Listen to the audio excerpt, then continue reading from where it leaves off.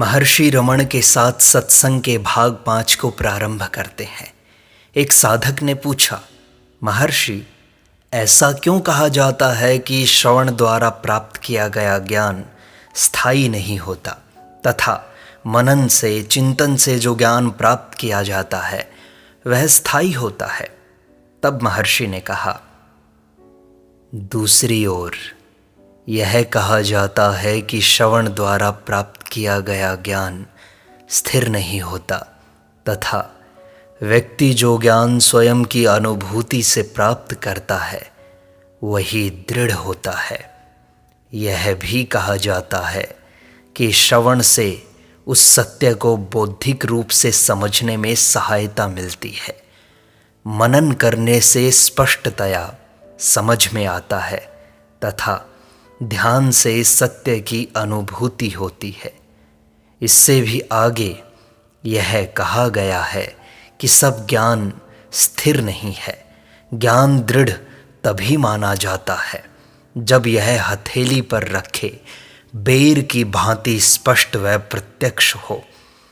कुछ लोगों का मत है कि श्रवण मात्र ही कल्याण करने में समर्थ है, क्योंकि उस व्यक्ति ने संभवतया पूर्व जन्मों के शुभ एवं पुण्य संस्कारों के फलस्वरूप वह पात्रता प्राप्त कर ली है तथा वह उस सत्य का एक बार श्रवण करते ही उसकी अनुभूति कर परम शांति की स्थिति प्राप्त कर लेता है। किंतु यदि ऐसा अधिकारी पात्र न हुआ तो उसे समाधि की अवस्था प्राप्त होने से पहले उपरोक्त सब अवस्थाओं को पार करना होगा। महर्षि, साधक के लिए किस प्रकार का आहार निर्धारित है? सीमित मात्रा में सात्विक आहार। तो सात्विक आहार क्या है?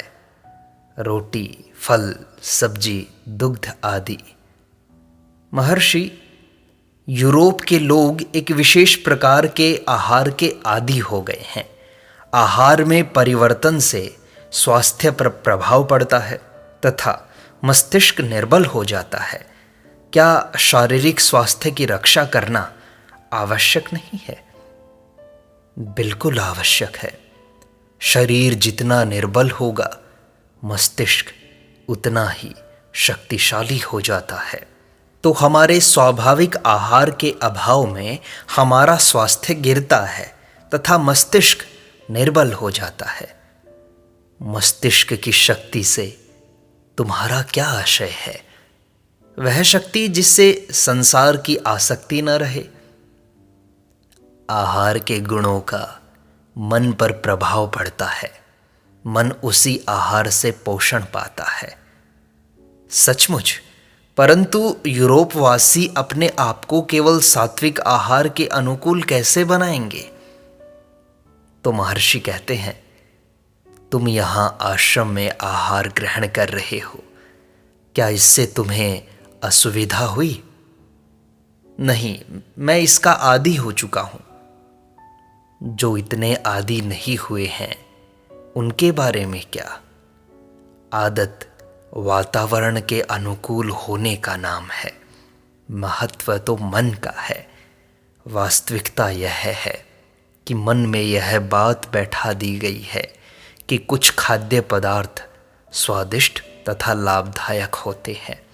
शाकाहारी तथा सामिष्ट दोनों ही खाद्य समूहों में अच्छे खाद्य पदार्थ उपलब्ध हैं, पर मन तो ऐसे आहार की इच्छा करता है जिसकी उसे आदत है तथा जिसे वह स्वादिष्ट मानता है। तो क्या आत्मज्ञानी पुरुष के लिए भी इसी प्रकार के बंधन हैं? नहीं, वह स्थिर रहता है तथा उस पर उसके आहार का प्रभाव नहीं पड़ता। तो मांस का भोजन बनाने में क्या जीव की हत्या नहीं मानेंगे? योगियों की आचार संहिता में अहिंसा सर्वप्रथम है। पौधों में भी प्राण होते हैं क्या महर्षि? जिस पत्थर पर तुम बैठे हो उसमें भी प्राण है। क्या हमें धीरे धीरे शाकाहारी भोजन करने का अभ्यास करना चाहिए? हाँ, यही मार्ग है। तो महर्षि, क्या कोई एक से अधिक आध्यात्मिक गुरु कर सकता है? गुरु कौन है? अंततो गत्वा वह आत्मा ही है। मुमुक्षु के लिए मानसिक विकास की अवस्थानुसार आत्मा गुरु के रूप में बाहर प्रकट होती है। प्रसिद्ध प्राचीन संत अवधूत के अनुसार उनके 24 से अधिक गुरु थे। जिससे कोई शिक्षा प्राप्त हो वह गुरु है। कभी जड़ वस्तु भी गुरु हो सकती है, जैसा कि अवधूत के प्रसंग में है। ईश्वर, गुरु तथा आत्मा एक ही है। आध्यात्मिक भाव का व्यक्ति ईश्वर को सर्वव्यापी मानकर उसे गुरु रूप में देखता है। यथा समय ईश्वर उसका व्यक्तिगत गुरु से संपर्क कराता है, जिसे वह व्यक्ति अपना सर्वस्व मान लेता है। अंत में वह व्यक्ति गुरु कृपा से यह अनुभूति कर लेता है कि उसकी आत्मा ही एकमात्र सत्य है तथा अन्य कुछ भी नहीं। इस प्रकार उसे यह अनुभूति होती है कि आत्मा ही गुरु है। महर्षि, आत्मज्ञान की प्राप्ति में स्वाध्याय कैसे सहायक होता है?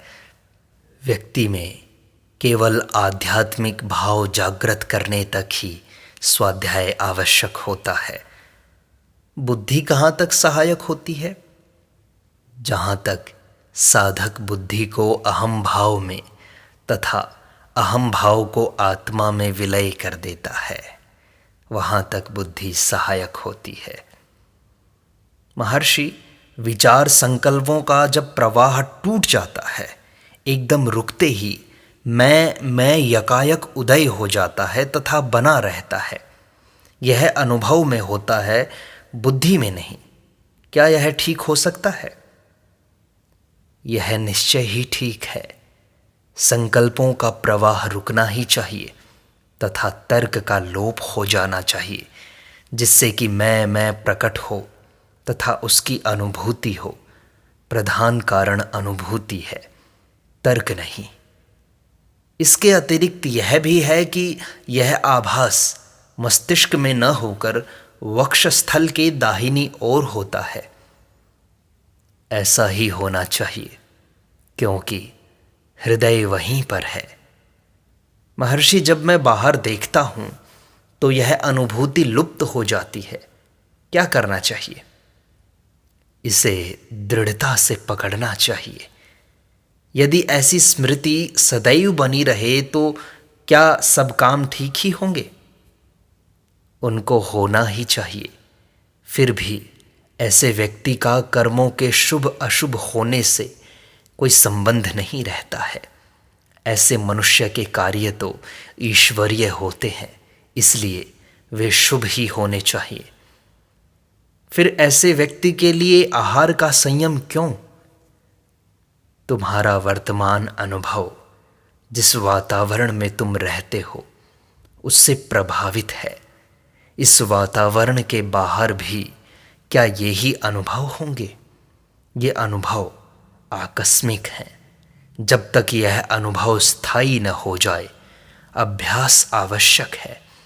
ऐसे अनुभवों की पुनरावृत्ति के लिए आहार में संयम सहायक है।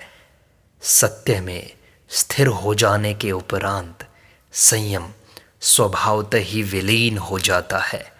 इसके अतिरिक्त आहार मन को प्रभावित करता है तथा उसे निर्मल रखना ही चाहिए। महर्षि, व्यक्ति संग के दोषों से कैसे मुक्त हो सकता है? सत्संग द्वारा सत्संगत्वे निस्संगत्वम, निस्संगत्वे निर्मोहत्वम, निर्मोहत्वे निश्चलतत्वम, निश्चलतत्वे जीवन मुक्ति ही। सत्संग का अर्थ है सत का संग। सत केवल आत्मा है।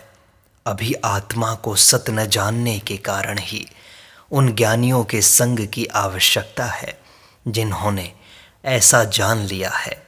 यही सत्संग है। परिणाम है अंतर्मुखता। तभी सत प्रकट होता है। संग किसके लिए है, दोष किसके लिए है। महर्षि, ये तो आत्मा के लिए है।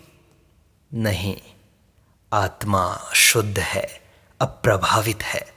दोष केवल अहंकार को ही प्रभावित करते हैं। क्या आत्मा देह बिना रह सकता है? थोड़े समय के बाद ऐसा ही तो होगा।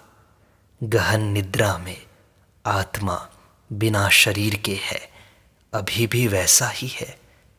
क्या सन्यासी संसार के बीच में रह सकता है? जब तक कोई अपने को सन्यासी मानता है, वह सन्यासी नहीं है। जब तक व्यक्ति संसार का विचार नहीं करता, वह संसारी नहीं है, अपितु वह सन्यासी है।